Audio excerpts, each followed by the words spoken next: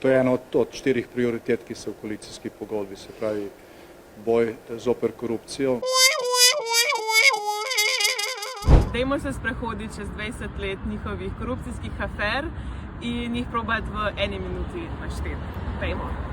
Leta 2005 Janša naredi deal z Bavčarjem pa Šrotom za prodajo Mercatorja. Zgodi se največja tajkunizacija in Mercator se proda hrvaškem Agrokorju.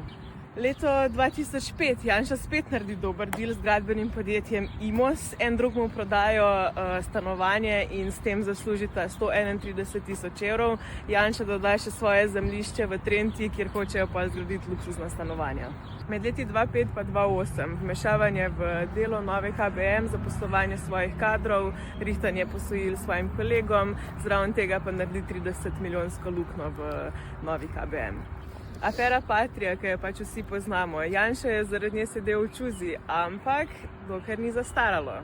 Financiranje stranke iz Bosne s pomočjo Snežiča in Đuđić, potem ne smemo pozabiti izdaje Slovenije in sodelovanje z Izraelci zato, da bi zmagal volitve. Pol imamo pa še na hiter spori nepremičninski posli preko Luke Koper, afera Čista lopata, v drugi Janševi vladi TEŠ6, ventilatorji, izgubljen kamion mask, seznam se ne neha, minuta je že konec, jaz pa še kar nisem konec z Janševimi aferami.